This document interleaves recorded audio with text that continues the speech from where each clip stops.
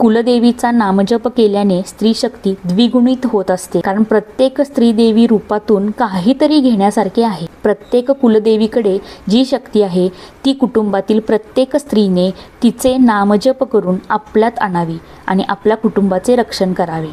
कारण स्त्री ही घरात स्वयंपाकघरापासून ते पूर्णपणे आर्थिक निर्णयांपर्यंत सर्व काही हँडल करत असते. त्यामुळे ती स्ट्रॉंग असणे खूप गरजेचे आहे.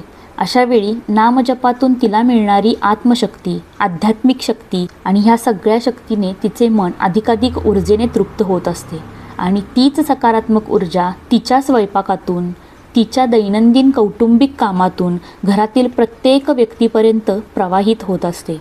म्हणूनच स्त्री ही घराची देवी असते.